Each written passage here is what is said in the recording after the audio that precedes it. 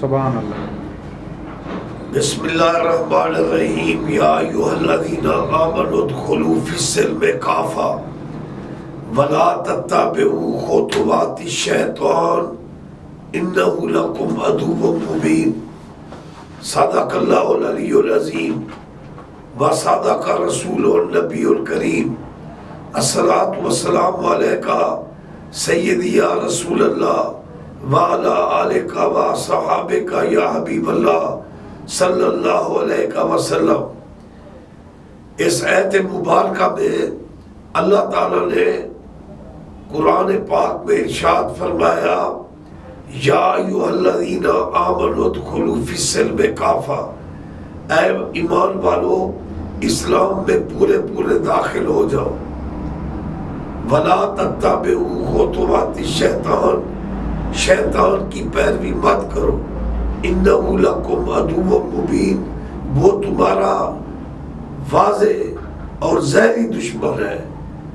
تو اس آیت مبارکہ میں ہمارے لیے بہت بڑا درس ہے کہ ہمارا اٹھنا بیٹھنا بولنا کلام کرنا عبادت کرنا صدقہ و خیرات کرنا عمرہ کرنا حج کرنا، ہمارا لباس ہمارا چہرہ ہماری ہر شے جو زندگانی کے لوازمات ہیں وہ ہم اسلام کے تابع ہو کر جب کریں گے تو ہم اسلام میں پورے داخل ہو جائیں گے۔ بعض لوگ کہتے ہیں نیت درست ہونی چاہیے، نیت درست ہونی چاہیے، داڑھی منڈی ہوئی ہے کوئی پرواہ نہیں، نیت درست ہونی چاہیے، سود کو پرافٹ کے نام پر کھا رہے ہیں، فحاشی اور عریانی عروج پر ہے، عورتوں کے جسم پر جو کپڑے ہیں غیر شرعی، نیت صحیح ہونی چاہیے، دل پاک ہونا چاہیے۔ بھئی غالب دل کو بہلانے کے لیے یہ خیال اچھا ہے، لیکن اللہ کا جو قرآن ہے اس کو بھی سمجھنے کی کوشش کرو کہ ادخلوا فی السلم کافۃ، اے مومنو یا ایھا الذین آمنوا ادخلوا فی السلم کافۃ، اے ایمان والو کلمہ پڑھنے کی وجہ سے تو مسلمان تو ہو لیکن اسلام میں پورے داخل ہو جاؤ۔ ختم نبوت کو مانو، اہل بیت کو مانو، صحابہ کو مانو، والدین و بالوالدین احسانا، حقوق اللہ حقوق العباد کا پاس کرو۔ جب تک انسان ایک کمپلیٹ طریقے سے احکام شرعیہ پر عمل پیرا نہیں ہوتا وہ اسلام میں مکمل داخل نہیں ہوا۔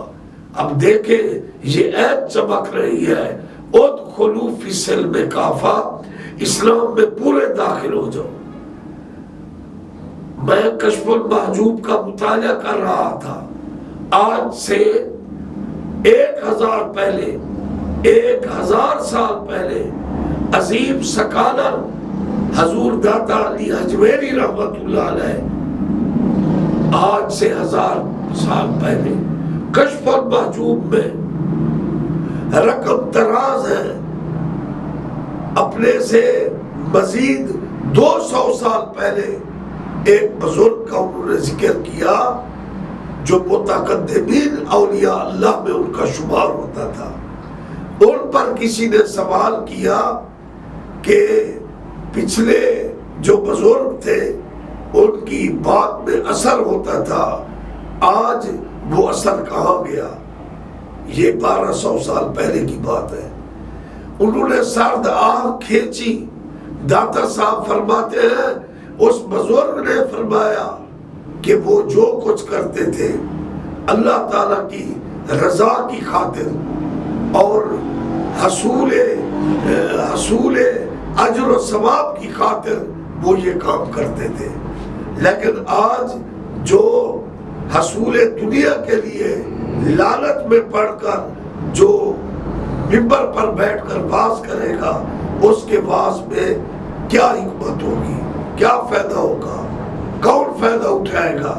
یہ 1200 سال پہلے کے بزرگ فرما رہے ہیں۔ اب تو ہم 15ویں صدی سے گزر رہے ہیں اور میں اپنے ناقص علم کے مطابق میں نے ریسرچ کی ہے، آج پاکستان کی نوجوان نسل سوشل میڈیا کو کمائی کا ذریعہ بنا رہی ہے، بزنس اور پیسہ اکٹھا کرنے کے لیے 30 سیکنڈ کا جو ہے ایک کلپ جسے لوگ جلدی دیکھ لیں گے، اور پتہ نہیں ٹک ٹاک ہوتا ہے، وہ کیا ہوتا ہے پتہ نہیں، وہ کیا کیا بنا رہے ہیں۔ یہ بےہودہ قسم کی سوچ ہے۔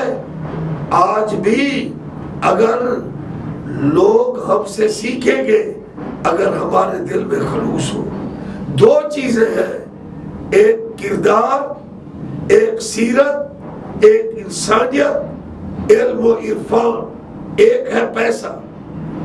ایسے لوگ ہیں، ارب پتی ہیں، ان کو پہچانتا بھی کوئی نہیں ہے، لیکن اولیاء اللہ کرام، اہل اللہ امر ہو جاتے ہیں۔ کبھی کسی نے کہا ہے کہ فلاں بزرگ اپنے یعنی عالم دین تھے، وہ ریٹائر ہو گئے، اولیاء اللہ صاحب ریٹائرمنٹ پر چلے گئے، اولیاء اللہ کرام نہیں، وہ امر ہو جاتے ہیں۔ لیکن دنیا کے جتنا عہدیدار ہیں وہ دنیاوی حکومت سے پینشن لے لیتے ہیں، وہ جی ریٹائر ہو چکے ہیں، لیکن جو اللہ کے بن جاتے ہیں وہ بے تاج بادشاہ ہوتے ہیں، بے تاج بادشاہ۔ تو اس لیے علماء کرام اگر عوام کو دین فراہم کریں گے، حضور کی شریعت مطہرہ کی طرف لے آئیں گے، فقط اللہ کی رضا اور خوشنودی کے لیے کریں گے، حرص و حوث سے ہٹ کر، نذرانوں سے ہٹ کر، اگر علماء کرام عوام کو گائیڈ کریں گے تو پھر دنیا و آخرت سنور سکتی ہے۔ اب کشف المحجوب کا میں ایک اور حوالہ دے رہا ہوں کہ حضرت داتا صاحب نے فرمایا کہ جو ان کے مرشد تھے نا ابو الفضل ختری اور ان کے مرشد شیخ حسری، اوپر پھر حضرت ابو بکر شبلی ہیں جو حضرت جنید بغدادی رحمت اللہ علیہ کے خلیفہ ہیں۔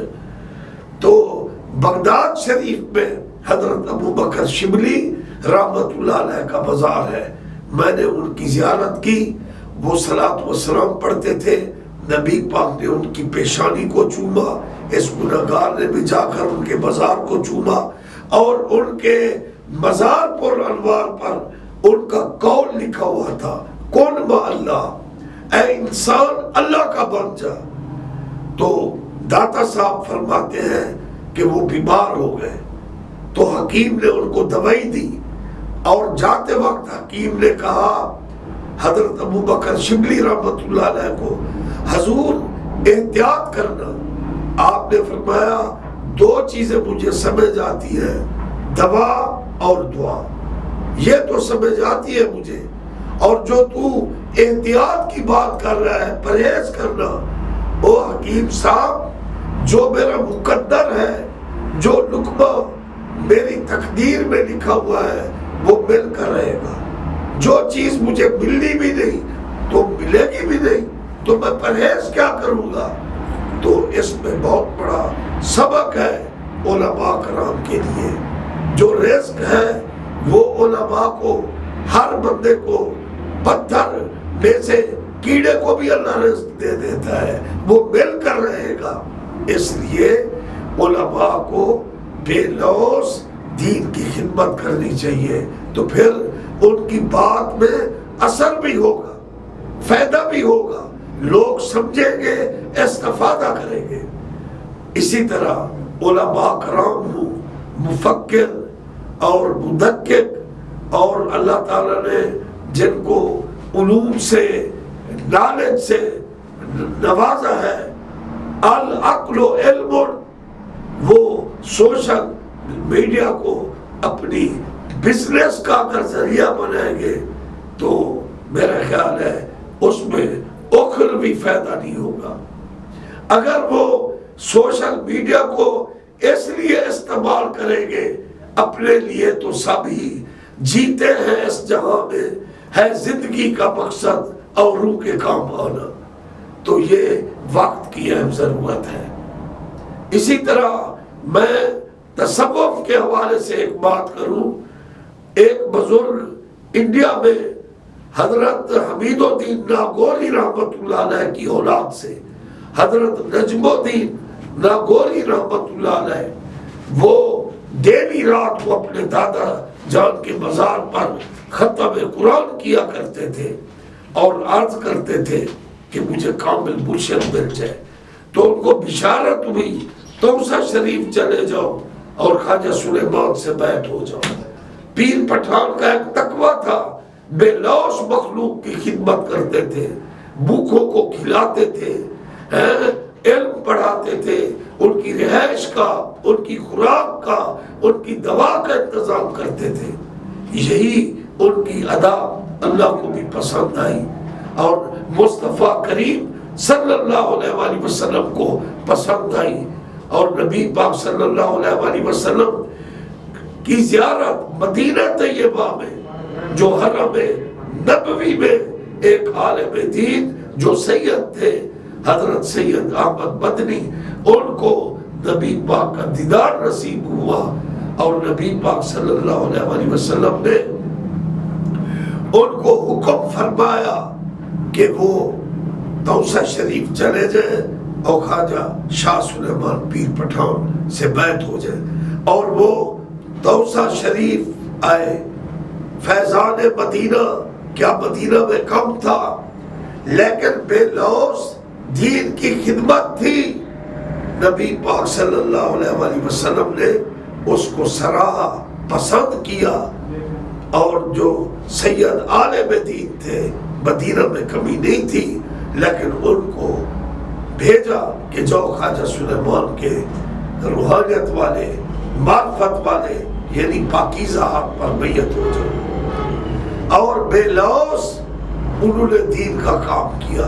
وہ اس وقت سوشل میڈیا کا دور نہیں تھا کہ سر سید احمد خان نے بھی لکھا کہ یہ وہ خواجہ سلیمان ہے جن کو اللہ نے کاف سے کاف تک شہرت عطا کی، یعنی طلوع آفتاب سے غروب تک اللہ نے ان کو شہرت عطا کی۔ اسی طرح حضرت اویس کرنی آج سیاستہ کی احادیث میں صحابہ کے چیپٹر کے بعد طبقہ تابعین کا ذکر آتا ہے تو صف اول میں حضرت اویس کرنی نظر آتے ہیں۔ کیا آج سے صدیوں پہلے کوئی سوشل میڈیا کا دور تھا؟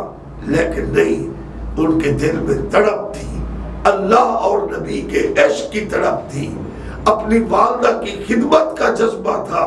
تو رسول خدا صلی اللہ علیہ وآلہ وسلم نے حضرت علی مولا علی شیر خدا اور حضرت عمر ابن خطاب با وفا کو آپ نے حکمت فرمایا، یہ میرا کرتا بھی یعنی لے جاؤ، اویس کرنی کو گفٹ کرو اور اس کو کہو کہ وہ میری امت کے لیے دعائیں مغفرت کرے۔ آج احادیث کی کتابوں میں ہے، سوشل میڈیا کا دور نہیں تھا، انہوں نے کوئی بہت بڑا مدرسہ، بہت بڑی مسجد، بہت بڑے کوئی انہوں نے پہلا فلیکس نہیں لگوائے ہوئے تھے، لیکن جو ان کا دل تھا، تڑپ تھی اسلام کے لیے، عشق نبی کے لیے، والدین کی عزت، ماں کی قدر کے لیے جو ان کا جذبہ تھا، آج ہزاروں لوگ، لاکھوں لوگوں کے بچوں کے نام ہے محمد اویس۔ اور سیاستہ احادیث کی 6 کتابوں میں طبقہ تابعین میں ان کا نام صفحے اول میں نظر آتا ہے۔ اور آج کی اس گفتگو میں میرا دوسرا موضوع یہ ہے کہ عالم اسلام کے مسلمان ہوں یا عالم اسلام عالم دنیا کے مسلمان ہوں یا عالم اسلام کے مسلمان ہوں یا عالم دنیا کے انسان ہوں، آج ان کو جو ضرورت ہے، ایک حقیقت جو ان کی ضرورت بن چکی ہے، ایک حقیقت، وہ کیا ہے؟ آنیسٹ رہنما، آنیسٹ لیڈر، آنیسٹ امیر۔ یہ وقت کی ضرورت ہے اور حقیقت کو فطری طور پر انسان طلب کر رہا ہے۔ دیکھیں اس وقت عالم دنیا میں نام تو ہے اقوام متحدہ، لیکن قومیں ظلم کی چکی میں پس رہی ہیں۔ آپ سوشل میڈیا کا دور ہے، بچے چیخو چلا رہے ہیں، عورتیں چیخ رہی ہیں، فیرنگ ہو رہی ہے، مقبوضہ کشمیر، فلسطین اور روگیا مسلمانوں کی حالت زار، اور جو بھی انسان ہے، مسلم ہے یا نان مسلم ہے، جس پر بھی ظلم ہو رہا ہے، اس کو کسی مسیحا کی تلاش ہے۔ دیکھیں پاکستان ایک ایٹمی طاقت ہے، لیکن وہ کچھ نہیں کر سکتا۔ حکمت سے چلنا چاہیے، لیکن حکمت اس وقت کارآمد ثابت ہوگی جب ایک ہمیں مخلص لیڈر یا امیر جو قوم کی قیادت کو سنبھالے گا۔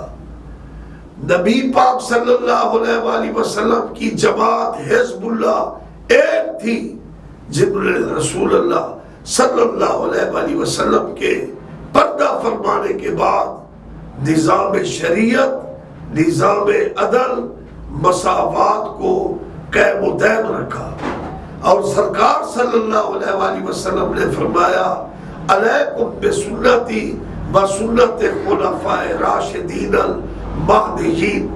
لیکن معاف کرنا علماء کرام سے میں ڈرتا ہوں، اور اللہ فرماتا ہے علماء جو اصل ہے، انما یخشی اللہ من عباد العلماء، علماء اللہ سے ڈرنے والے ہیں، اور اللہ سے جو ڈرنے والے علماء ہیں وہ اپنا سر جوڑ کر بیٹھے۔ ایک امیر تو ہو، اپوزیشن حضور صلی اللہ علیہ وآلہ وسلم کے خلافات راشدہ کے دور میں تھی، لیکن ان کی سوچ کا جو معیار تھا وہ اس میں تعمیر تھی، اس میں جھگڑا نہیں تھا، قتل و غارت نہیں تھی۔ صحابہ کرام میں اختلاف رہے تھا، لیکن خلفاء راشدین کے دور میں ان کا اختلاف رحمت تھا اور تعمیری تھا، اور مسلمانوں کی ہمدردی کے لیے تھا۔ تو اس لیے اس وقت عالم اسلام ایک سچے امیر، مخلص امیر سے محروم ہے کہ جس کی اطاعت کی جائے، اور پاکستان بھی ایک عدل کرنے والے امیر سے محروم ہے۔ یہ عہد آج بھی حجت ہے، اطیعوا اللہ و اطیعوا الرسول و اولی الامر منکم۔ امراء کو جواب دینا ہوگا جو اپنے پیسے کو فضول کاموں میں لگاتے ہیں، یا استغفر اللہ، بعض امراء شراب اور غلط کاموں میں 5 انگلیاں برابر نہیں ہے، نہ ہر زن زنستو، نہ ہر مرد، نہ ہر مرد خدا 5 انگشت یکساں نہ کر۔ لیکن امراء کو بھی جواب دینا ہوگا کہ اللہ نے اس کو دیا ہے، کیا وہ مساکین پر، مستحق لوگوں پر خرچ کر رہے ہیں؟ اور امراء سے پہلے علماء پر سوال ہوگا کہ یہ پاکستان اسلام کے لیے بنا تھا، پاکستان اسلام کے لیے بنا تھا، اب ہزار دھڑے ہیں، علماء کی جماعتیں ہیں، تنظیمیں ہیں، مدارس ہیں ہو، لیکن ایک امیر کہاں ہے؟